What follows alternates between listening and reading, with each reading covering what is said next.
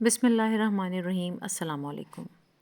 इंसानी जिस्म में दिल इंसान की रहनुमाई का निज़ाम फ़राहम करता है।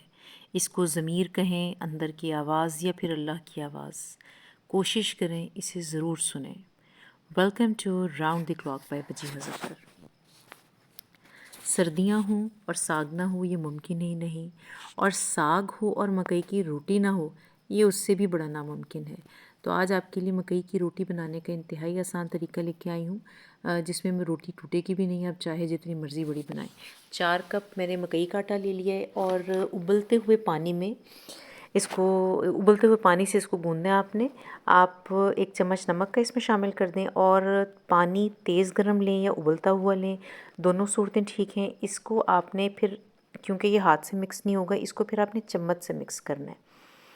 इसी तरह चम्मच से इसको मुस्तकिल आप ऐसे फ्लैट करती जाएं और मिक्सिंग करती जाएं। जब ये अच्छी तरह मिक्स हो जाए तो इसको एक कपड़े की मदद से ढाँप के रख दें ताकि इसकी भाप इसके अंदर ही रहे। अब तवे को जो है वो थोड़ा सा ग्रीस कर लें।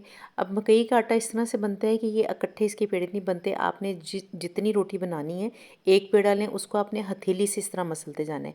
कपड़ा उठा के आपने इसके ऊपर खुश्क मकई का आटा एक दफ़ा छिड़क देना है। और अब आपने एक पेड़े के बराबर मिकदार जो है, इसका पेड़ा थोड़ा सा आम आटे से थोड़ा सा बड़ा लिया जाता है। और ये जिस तरीके से मैं आपको बता रही हूँ, ये आप जितनी बड़ी चाहे मर्ज़ी रोटी बना लें वो बड़ी अच्छी, बड़ी मज़े की बनेगी। आपने एक पेड़े के बराबर आटा लिया, ठीक है, और थोड़ा सा मतलब थोड़ा बड़ा पेड़ा, खुश्का भी साथ ही आ जाएगा। और इसको ऐसे हथेली की मदद से ऐसे आप इसको फ्लैट करते जाएं, मसलते जाएं। उससे क्या होगा कि मकई का आटा बिल्कुल स्मूथ बन जाएगा, कोई इसमें क्रैक्स नहीं आएंगे, रोटी बिल्कुल भी नहीं टूटेगी। अब उस वक्त तक आपने इसको मसलना है जब तक आपका मकई का आटा जो है ना वो वापस पेड़ा आपका पीछे आता जाए, ठीक है। जैसे वो भुनाई करते हुए पैंदा छोड़ देते हैं ना कोई भी हलवा, तो इसी तरह ये आटा पैंदा छोड़ देगा और ये देखें एक स्मूथ सा इसका टेक्सचर तैयार हो जाएगा। एक स्मूथ सा पेड़ा बना लें। अब ये करें कि एक पौना ले लें, आप कोई भी साफ़ पौना ले लें, उसको गीला कर लें, ठीक है। उसके 4 तहें कर लें, या अगर कोई छोटा चकोर पौना है तो आप वो ले लें। उसको आप इस तरह किसी भी फ्लैट सरफेस पे बिछा लें। अब ये जो पेड़ा है ना, ये आपने अपने अपने हाथ को भी गीला करना है और इस पौने को भी गीला रखना है। पेड़ा उस कपड़े के ऊपर आप डालें और इसको इस तरह से फैला लें। अब ये अगर इसको आप उठाएंगे तो ये टूटेगी नहीं रोटी। और तवे की आंच हल्की रखें और रोटी उसके ऊपर आप डाल दें और ऊपर से आपका पौना आराम से उतारा जाएगा। अच्छा, इसको फिर अब ये है कि आपने फ़ौरन नहीं पलटना।